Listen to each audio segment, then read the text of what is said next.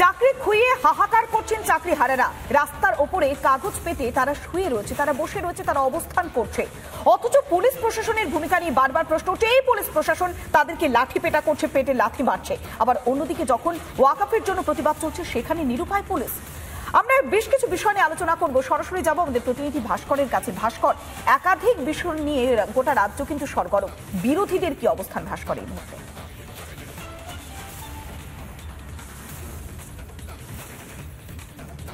একদমই দেখো পৌলমী, এই মুর্শিদাবাদ জেলার মধ্যে এর আগে সিএ এর যে বিরোধিতা, সেই বিরোধিতাতেও দেখা গিয়েছিল জিহাদিরা, দেশদ্রোহীরা তারা রাস্তায় দাঁড়িয়ে বলেছিল তারা দেশের সংবিধান মানে না। আরও একবার যখন ওয়াকফ অ্যামেন্ডমেন্ট ল হয়ে গিয়েছে তখনও জিহাদিরা রাস্তায় দাঁড়িয়ে বলছে সংবিধান মানে না। আর এই সন্দেহও তৈরি হচ্ছে যে এই জিহাদিদের পিছনে আদতে মাস্টার মাইন্ড কারা। আমার সঙ্গে রয়েছেন প্রাক্তন বিজেপি রাজ্য সভাপতি দিলীপ ঘোষ। দিলীপবাবু, এরা কারা যারা দেশের সংবিধান মানে না, যারা দেশের আইন কানুন মানতে চায় না, তারপরেও গ্রেফতার হয় না? না, এরা কারা মুর্শিদাবাদের লোক জানে, সারা পশ্চিমবাংলার লোক জানে, খালি মমতা ব্যানার্জি জানেন না। যারা সিএর সময় আগুন জ্বালায়, ঘরবাড়ি পোড়ায়, স্টেশন পোড়ায়, বাস পোড়ায়, যারা নুপুর শর্মা কিছু বললে এখানে আগুন জ্বালায়, বা আজকে যখন এই ধরনের যে ওয়াকফ সংশোধনী আইন হয়ে গেছে তারপরেও এখানে সংবিধান বিরোধীভাবে উৎপাত করা হচ্ছে। মমতা ব্যানার্জি এদেরকে ছেড়ে দিয়েছেন যে উৎপাত করো, মুর্শিদাবাদের লোকেদের ভয় দেখাও, কেউ যেন না বেরিয়ে আসে ভোট দিতে। এইভাবে একটা এখানে দেশদ্রোহী সরকার এবং দেশদ্রোহী যে গতিবিধি চলছে, এটা সম্মিলিত প্রয়াসে চলছে।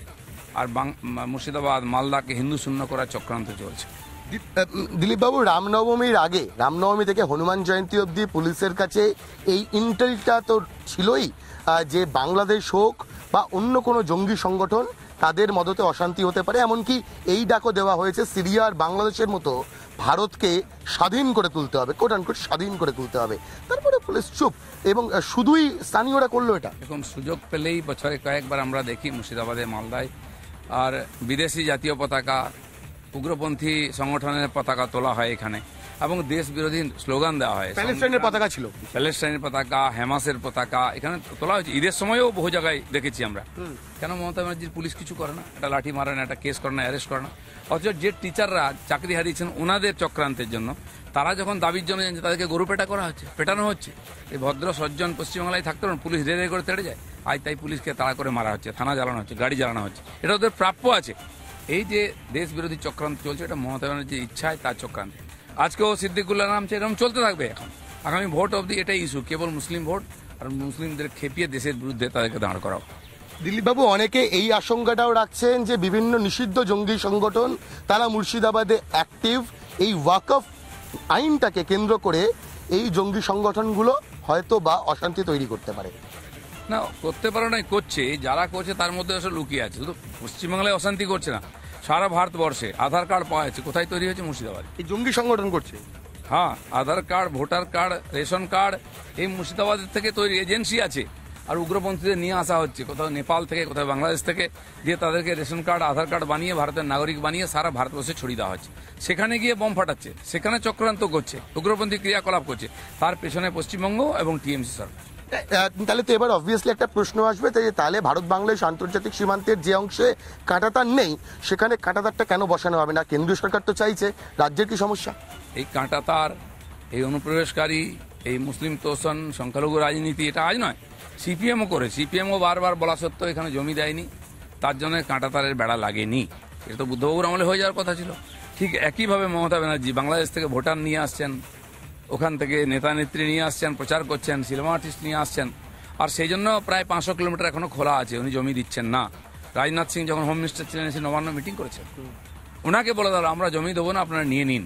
এখন কেন্দ্র সরকার সেটা করছে। মাননীয় অমিত শাহর নেতৃত্বে জমি নিয়ে বেড়া দেওয়া হবে, কোনো বাংলাদেশি অনুপ্রবেশকারী পশ্চিমবাংলায় ঢুকতে পারবে না।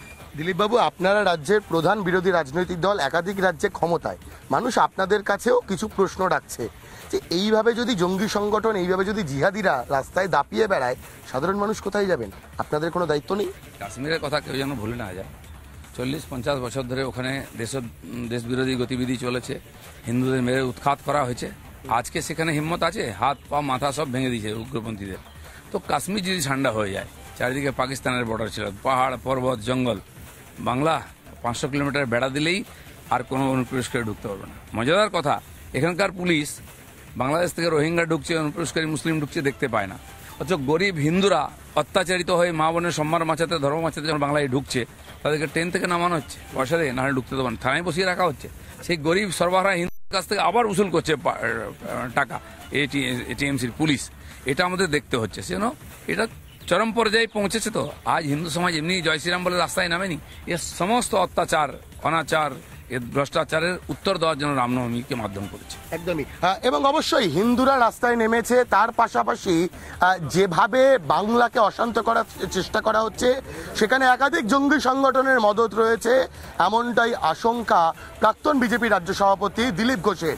সেই জায়গা থেকে দাঁড়িয়ে কাশ্মীরের যে প্রসঙ্গ, কাশ্মীরি পণ্ডিতদের ওপর, হিন্দু পণ্ডিতদের ওপর যে অত্যাচার, সেই কথাটাও আরো একবার মনে করিয়ে দিচ্ছেন দিলীপ ঘোষরা।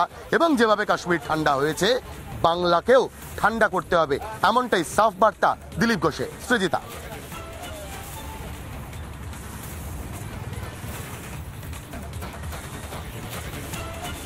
একেবারেই ভাস্কর, দিলীপ ঘোষ এই কথা বলছেন বটে, কিন্তু আমাদের এই বাংলায় দিকে দিকে যখন তাণ্ডব চলছে, তখন বাংলার প্রশাসনকে যথেষ্ট যোগ্য ভূমিকায় দেখতে পাওয়া যাচ্ছে না। দেখুন, সামনে বিধানসভা নির্বাচন, একটা বছর পেরোলেই বিধানসভা নির্বাচন। তৃণমূলের অন্দরে নানা সমস্যা, গোষ্ঠী কোন্দল রয়েছে, শোষণ নীতি রয়েছে, এছাড়াও তোষণ নীতি তো রয়েছে, আর্থিক কেলেঙ্কারি রয়েছে, আর তারই সঙ্গে এখন ওয়াকফ আইন, যা ইতিমধ্যে আইনে পরিণত হয়েছে, দীর্ঘ আলোচনার পর সেই আইনের যথার্থ অর্থ সকলের কাছে পৌঁছানো তো হচ্ছেই না, উল্টে সেটা নিয়ে কার্যত অপপ্রচার হচ্ছে। বীরভূমের মুরারইতে এই ওয়াকফ আইনের বিরোধিতা, শতাব্দী রায়কে দেখে সেখানে তার বিরুদ্ধেই বিরোধিতা করা হয়, সেটা আবার তৃণমূল ধামাচাপা দেওয়ার চেষ্টা করছে। এখানেই শেষ নয়, পাণ্ডবেশ্বরে চলে যান, সেখানে তৃণমূলেরই এক পঞ্চায়েত সমিতির কর্মাধ্যক্ষ, তিনি অপপ্রচারে সামিল হয়েছেন এই ওয়াকফ আইন নিয়ে। দেখুন পরিস্থিতি।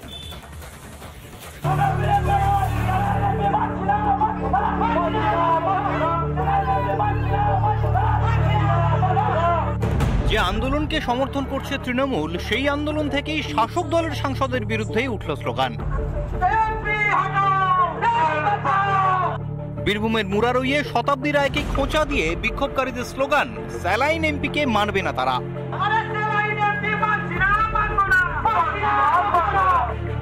গত 3 এপ্রিল লোকসভায় পাশ হয় ওয়াকফ সংশোধনী বিল। সেই সময় সংসদে গড়হাজির ছিলেন বীরভূমের তৃণমূল সাংসদ, আর তাতেই কটাক্ষের শিকার হলেন তিনি। এমপি যিনি যায়নি, কি কারণে যায়নি তাকে পার্টি জিজ্ঞেস করবে, মুসলমান জিজ্ঞেস করবে, সমাজ জিজ্ঞেস করবে কি কেন আপনি জানেন না পক্ষে, যখন আপনি চেঁচিয়ে চেঁচিয়ে বলতে পারছেন তো ভোট দিতে কেন জানেন না। নিশানা করা হচ্ছে সাংসদকে, অথচ ব্লক তৃণমূল সভাপতি কিনা ব্যস্ত বিষয়টা ধামাচাপা দিতে। এটা কেউ হয়তো পাশ থেকে বলে ফেলেছে, বিচ্ছিন্ন একটা ঘটনা, এটাকে বড় করে ধরলে হবে না, এটা বিচ্ছিন্ন। এদিকে পশ্চিম বর্ধমানের পাণ্ডবেশ্বরেও মিছিল হয়, সেখান থেকে নয়া ওয়াকফ আইনের বিরুদ্ধে মিথ্যে প্রচারে ব্যস্ত তৃণমূল নেতারা। ওয়াকফ বিলটা পাস করে দিয়েছে যে মুসলিম দিকে এখানে মাটি দেওয়া হবে না, মসজিদ করা হবে না, আজান দেওয়া হবে না, মাদ্রাসা বন্ধ করতে হবে, মাদ্রাসা চালু থাকবে না, এইসব নিয়ে আমাদের মুসলমানদের উপর একটা অত্যাচার করছে। কেন মানুষকে ভুল বোঝাচ্ছেন পাণ্ডবেশ্বর পঞ্চায়েত সমিতির কর্মাধ্যক্ষ? কি উদ্দেশ্যে লোক খেপাচ্ছেন তিনি? রিপাবলিক বাংলা। কাটমানে আর্থিক কেলেঙ্কারিতে মোটামুটি ভালোই হাতজস হয়েছে তৃণমূলের, এমনটাই বলেন বিরোধীরা। এবার তৃণমূলের কার্যালয় বিক্রির অভিযোগ দুর্গাপুরে। আচ্ছা, কার বিরুদ্ধে অভিযোগ? তৃণমূল নেতাদেরই বিরুদ্ধে অভিযোগ, তৃণমূলেরই কার্যালয় বিক্রির, আর সেই নিয়েই তুমুল বচসা। দেখুন।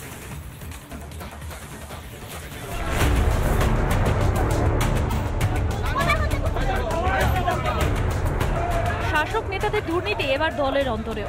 আবাসের ঘর চুরিতে হাত পাকানো শাসক নেতাদের নজরে এবার তৃণমূলের দলীয় কার্যালয়। তৃণমূলের দলীয় কার্যালয়ে এবার বিক্রির অভিযোগ খোদ তৃণমূল নেতাদের বিরুদ্ধে, জানিয়ে শোরগোল দুর্গাপুরে। সোমবার ধন্দ্রা এলাকায় একটি দলীয় কার্যালয়ে ফ্লেক্স টাঙানোকে কেন্দ্র করে অশান্তি বাধে, যা পরে রীতিমতো হাতাহাতিতে পৌঁছয়। 15 নম্বর ওয়ার্ডের তৃণমূল যুব সহ সভাপতি লাট্টু ধীবরের গোষ্ঠীর বিরুদ্ধে দলীয় কার্যালয় বিক্রির অভিযোগ সরব হয় একই ওয়ার্ডের তৃণমূলের যুগ্ম আহ্বায়ক গৌরাঙ্গ বাগদির গোষ্ঠী। পরে পুলিশের হস্তক্ষেপে স্বাভাবিক হয় পরিস্থিতি। এটা কিছুই না। বিগত দিনে আমাদের আরেকটি পার্টি অফিস আছে, সেটা হচ্ছে অগ্রণী দলের পার্টি অফিসটা, সেটা অলরেডি বিক্রি হয়ে গেছে কোনো এক নেতার হাতে, বিজেপি নেতার হাতে। কিন্তু এখন সেই নেতারা আবার এদিকে কিছু মুখোশধারী তৃণমূলকে দায়িত্ব দিয়েছে যে এই পার্টি অফিসটা কোনো রকম সিন্ডিকেট করে বিক্রি করার একটা চক্রান্ত। বহিরাগত দুষ্কৃতি এনে এখানে প্রতিদিন সন্ধ্যেবেলায় একটা মানে পার্টি অফিসের নোংরা একটা পরিস্থিতি তৈরি করে এই মুষ্টিমেয় লোক দখল করার পুরোপুরি দখল করার চেষ্টা। শাসকের দুই গোষ্ঠীর কোন্দল সামনে আসতে তৃণমূলকে কটাক্ষ বিজেপি। তৃণমূলের এক গোষ্ঠী পার্টি অফিসটা বিক্রি করে দিয়েছে, আরেক দলের তৃণমূল গোষ্ঠীর বিরুদ্ধে সে অভিযোগ করছে। তৃণমূল দলটা এমন জায়গায় পরিণত হয়েছে যে এরা পশ্চিমবঙ্গটাকে বিক্রি করে দেবে। নিজেদের পার্টি অফিস বিক্রি যারা করে দিতে পারে তারা পশ্চিমবঙ্গের সমস্ত জিনিস বিক্রি করে দেবে। সরকারি জমি জবরদখল, আবাসিক গরিবের ছাদ চুরিতে এতদিন অভিযুক্ত ছিল তৃণমূলের নেতা কর্মীরা। লোভ সামলাতে না পেরে এবার দলীয় কার্যালয়ে নজর শাসক নেতাদের। দলীয় কোন্দল আটকাতে বার্তা দিচ্ছেন মুখ্যমন্ত্রী, কিন্তু ক্ষমতা আর অর্থের লোভে ঘুণ পোকার মতো পরজীবী হয়ে উঠেছে শাসক নেতারা। এই কোন্দল কিভাবে সামলাবেন দলনেত্রী? রিপাবলিক বাংলা।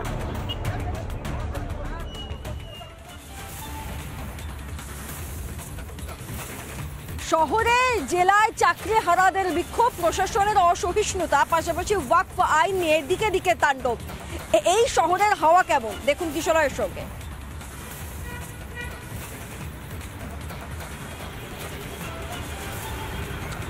এই শহরের হাওয়া কেমন তা স্পষ্ট হচ্ছে আমার পিছনে বসে থাকা এই শিক্ষকরা যারা বসে আছেন আজ রাস্তায়, এবং তাদের জন্য জল নিয়ে এসেছেন। সাধারণ মানুষ তাদের সমর্থনে রয়েছেন এবং জল দেওয়া হচ্ছে ওনাদেরকে। কি হচ্ছে এখানে, হাওয়া কেমন, কতটা খারাপ অবস্থা আজ শহরের এবং রাজ্যের হাওয়ার, সেই নিয়ে ফিরছি ছোট্ট বিরতির পর। দেখতে থাকুন রিপাবলিক বাংলা।